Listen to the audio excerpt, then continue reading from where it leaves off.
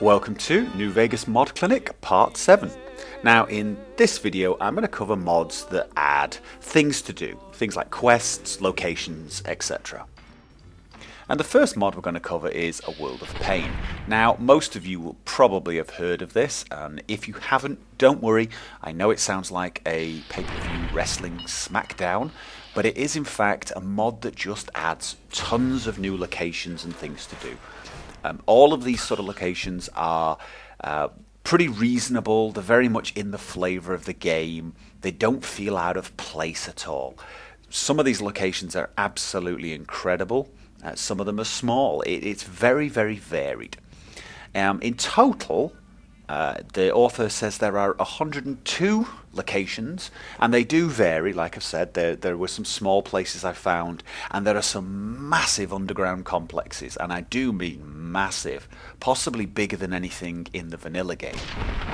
There are a load of enemies, all of them standard in-game vanilla enemies, so don't worry, it's going to still feel like New Vegas. It doesn't change the feel of the game at all. It just seems to add tons more of the normal things, so it's kind of like more Fallout New Vegas, and of course more loot. By default, there are a lot of heavily modified weapons that are very powerful indeed, and ridiculous amounts of ammunition.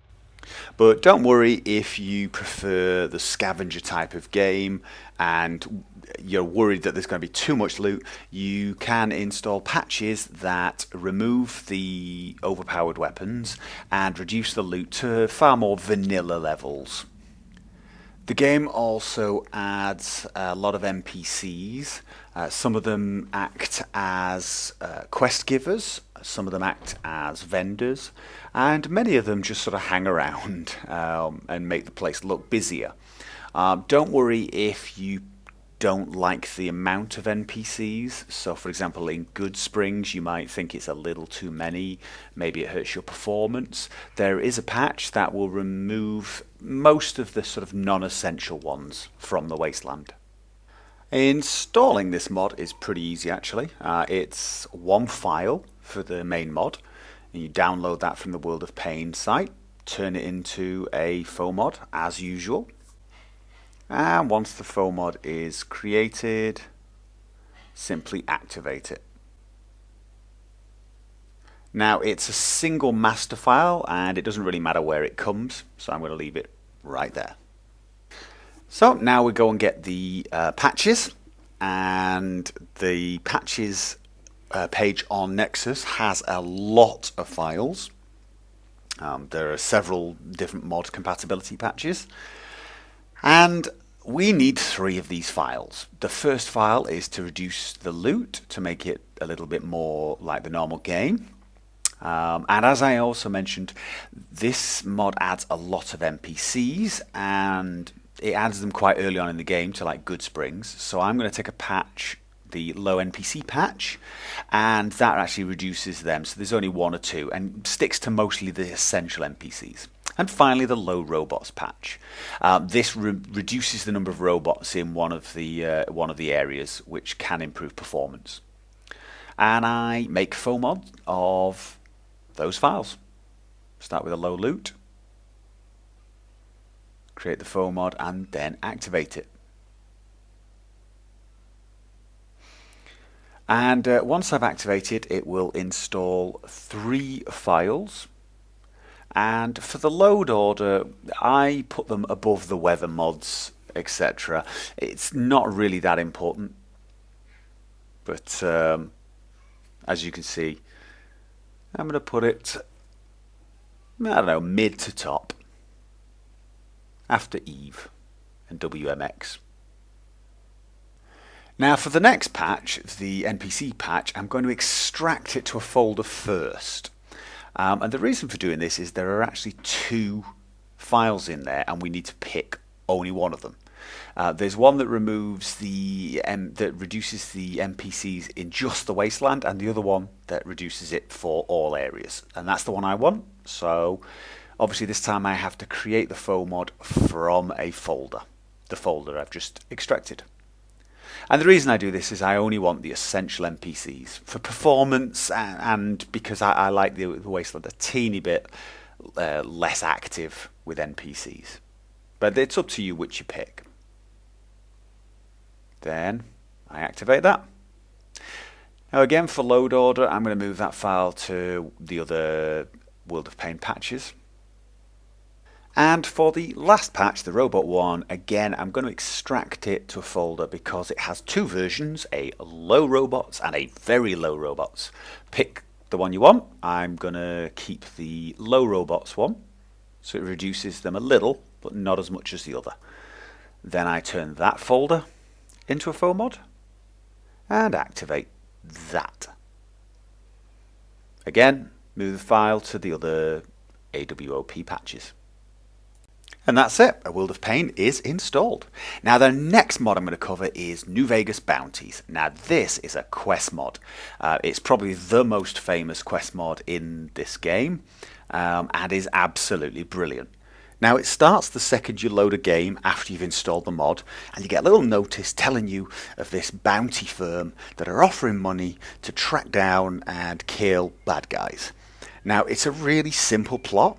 Nothing complicated about it at all, but it works. It's sort of almost genius how simple it is and how well it fits in this game. It really does feel like the Wild West, tracking down the outlaws and bringing them in for your bounties. Now one of the strong points of this mod is the character, the main character Randall.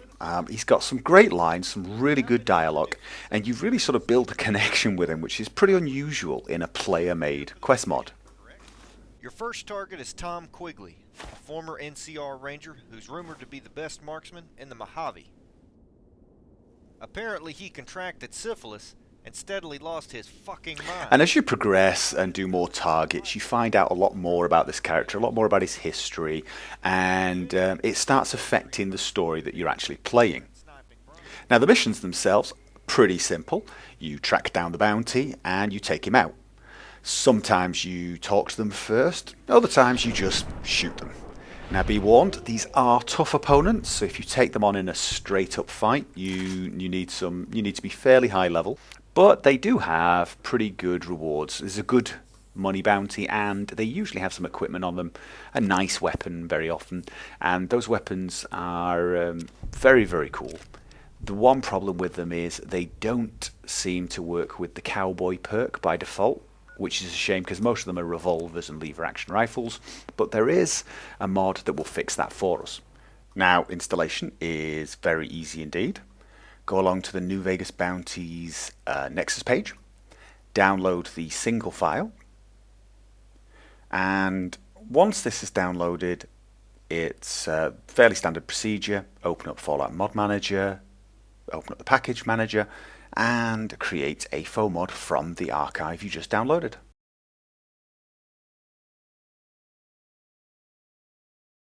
Once that's done, activate. And once the activation process is finished, the load order is not hugely important, so place it above Nevada sky somewhere. And that's it. And finally, to fix the Cowboy perk to work with the New Vegas Bounties weapons, we're going to download the Cowboy perk complete for New Vegas Bounties mod, and it's a single file, very small, should only take a couple of seconds to download. Once it has downloaded, just add faux mod, as usual, and activate. Now the load order is not very important, but obviously it needs to come after New Vegas Bounties, otherwise it will crash the game, so you might as well stick it right there. And that's it. That is now installed. And that's it for this video as well. Hopefully you'll enjoy those two mods as much as I did. You will certainly get a lot of playtime out of them. There are a lot more quest mods we can install, and I may cover those in another episode. But until then, have fun, and I will see you next time.